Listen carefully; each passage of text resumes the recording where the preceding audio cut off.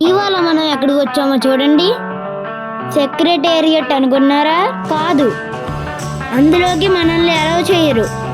అందుకే పక్కనున్న ఎన్టీఆర్ గార్డెన్కి వెళ్ళాం. ఈ నంది చూడండి ఎంత పెద్దదో. దీని ముందు నేను ఒక చిట్టి ఎలకలా ఉన్నాను. అలా ఎన్టీఆర్ గార్డెన్లో హాంటెడ్ ప్లేస్కి నేను వద్దు వద్దు అని అనుకుంటూనే వెళ్ళా. అమ్మ వీడియోకి నవ్వమని చెప్తుంది. ఈ భయంతో ఎలా నవ్వాలి?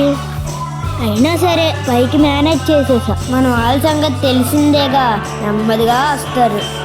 అంతవరకు మనం ఆగంగా మొత్తానికి లోపలికి వెళ్ళిపోయాం. ఈ ట్రీ చూసారా ఎంత పెద్దదో.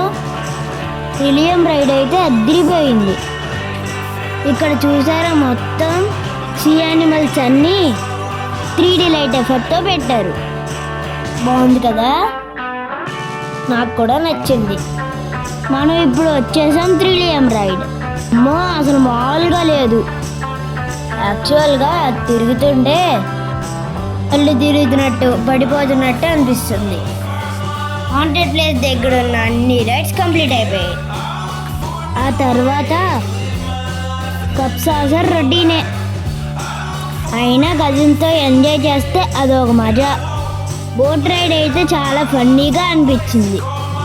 అది అటు ఇటు ఊగుతుంది. మా వాళ్ళైతే ఎక్కడ పడిపోతామా అని భయపడ్డారు.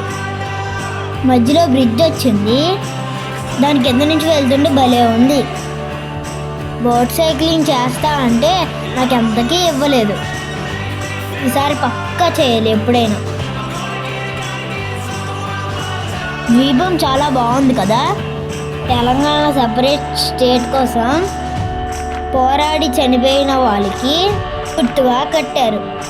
అంబేద్కర్ విగ్రహం చూసారా? సేమ్ మన విజయవాడ లాగే ఉంది.